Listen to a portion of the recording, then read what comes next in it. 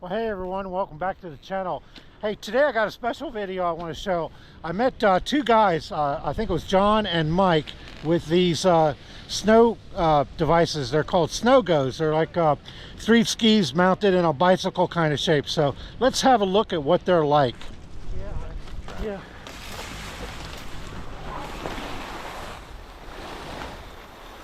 Hey, you want to do a little video on it? How do you like that? How do you like it? Well, 1 second. Say again, sir? How do you like it? I love this thing. I got a jacked up leg from overseas, and it allows me to ride all day. I have a Type 2 here as well that I just got from over in Idaho, and I'm trying to get used to it. But yeah, I love it. So were you a skier before or a snowboarder before? I still snowboard. Yeah? Yeah. So what are the advantages, disadvantages? The advantage of this is someone that has never done a snow sport can get on Never Have I Ever to Black Diamond in the same day. Really? Absolutely. It articulates like skis. Yeah, I'm looking at those hinges, yeah. It's knee driven. Oh yeah. So it's fun. I got a buddy that's gonna be slow on a board, but we're gonna head down Dipsy Doodle. I don't know if you guys are gonna run. Yeah, we're gonna go down. You mind if I film you and put you on a video? Sure. Okay. My name's Joe. I'm John. Hey John. Nice to meet you. All right. So what does a setup like that cost, John, for the average guy? Brand new, it costs like around $2,000. $2K? Okay. Yeah, depending on what boards and stuff you get on it. That doesn't count your boots though, right? No. Are those brakes there or just places that you rest your foot on? Places I put my feet. Oh, okay. I'll show you though, we're gonna go. Okay, let's go, yeah.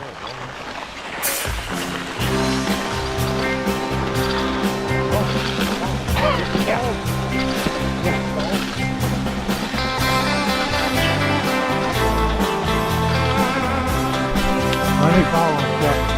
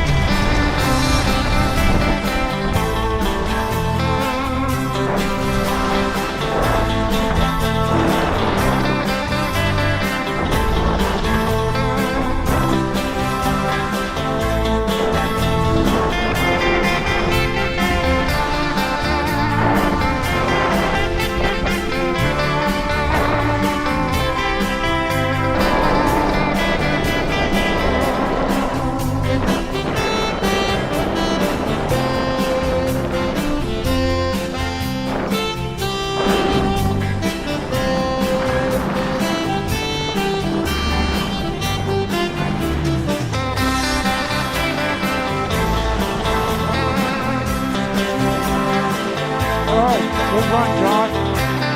Active Joe on YouTube. I'll have you out there by tomorrow. Okay?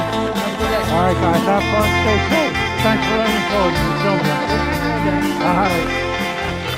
you. Yep. The next day, by sheer coincidence.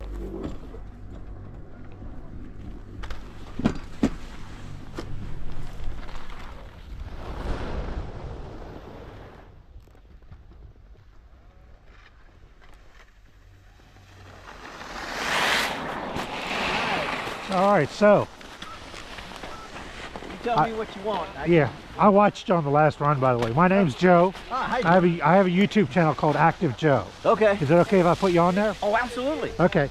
So, let me get the sun behind me, and then just stay where you're at. Okay. It's better video this way. Okay. All right, what was your name again? Mike. Mike. Okay, Mike. So I see you have one of these Sno-Gos. It's got 3 skis to it. Mm-hmm. What can you tell me about it? Well, basically it mimics skiing. It does, yeah, with the 2. Skiing, because it edges just the same as right. You got an articulated frame there. Yeah. The same as what skis do. What it is though the learning curve on this is a lot shorter, so people can kind of pick it up, right, go quicker. It's also really great for people who have, let's say their knees are starting to get bad, and right, the physical demands of skiing are becoming a little bit more difficult for them. Okay, so I watched you go down the last run. You were standing the whole time with your knees bent like skiers do. There's no sitting on this at all, right? No sitting on this one. There are some other designs of bikes that you can sit on, but this one you stand the whole time. Oh, okay. This is just for the lift. Just for the lift, I got you. Okay. Now, you know, a pair of skis and boots and everything will cost, I don't know, anywhere from 500 to 1,000. How much are we talking here for, you know, investment, including your boots? Well, these are my snowboard boots. So, but yeah, boots, you can actually, you don't even have to have snowboard boots. You can have regular boots as long as they have a sole on the bottom. Okay, now you're clamping in here, is that right? You're just sliding in. Oh, okay. There's no clamp. It's like a wedge. Slide, yeah, you just slide in and out. So even regular boots will work.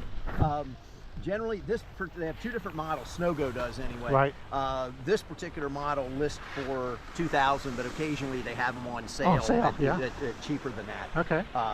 In fact, right now they have a sale on their $1,500. Right. So wow. a Nice. high-end pair of skis and boots. This is going to cost you. You're right there. Yeah. Very competitive. Yes. Yeah. And we also look at this as being a great equalizer. Let's say you have a married couple. Oh, okay. Very varied abilities. Which it's all the time. Right, and they won't come as often because one feels bad, one feels guilty, that kind of stuff or whatever. This is going to equalize that they can be on terrain that's similar more, terrain. Yeah. Yes. Yep. So the safety piece of it. So if you were to fall off, this is going to tether you to the bike, I guess. Yeah. So that way it's like your ski brakes or a leash on a snowboard to keep it from getting away. And there is a breakaway ring on here if by chance this thing was on the lift and somehow got caught or something like that. The breakaway ring will pull off before it pulls you with it. Okay, yeah, that's yes, that's good. we kind of have it covered. The front ski comes off and this whole mechanism comes off, so it's like you can put this on the floor of your car and carry it with you. It's no more than carrying a pair of skis. So I have a mountain bike and I see you have similar controls for the shocks here, on or off, and then the pressure. And then the pressure, yes. Yeah, okay. And they have the one upgraded model that they sell actually has Fox shocks on it and a different handlebar and that kind of stuff, so you can Hey, how you doing, my man? So. All right, and then one more question, Mike. So sizes, is it one size fits all, or do they have different height? They have two different sizes. They have this one, which is the regular size, which would go up to somebody who's like 6'2", 250 pounds or whatever, and then they have a slightly larger frame for really tall guys or gals. Yeah, okay. Yep. And really, it's more the height as opposed to the weight. I got you. The weight doesn't make so much difference. It's just really tall guys will be You don't want to stoop way down. Yeah. Yeah. All right. What do you want to do? Go down Dipsy Doodle back out to the front, or we have a variation of that trail called Dipwit, where you can go down Dipsy Doodle that turn and then cross over to Whitney's Way. Well, I was going to head back to the front. Okay, yeah, that's fine. I can do anything here on the front. You tell me which one you want to go down. If you want to do Dipsy to Blue, we can do that. We can do White. We can do Dipsy Doodle. Why don't I leave it to you? I can do anything here. Why don't we go Dipsy to Blue? That would be nice. It's more open, a little bit more space. All right, I'll be behind you. Don't worry about me. I don't think I'll hate you, at least not on purpose. Okay.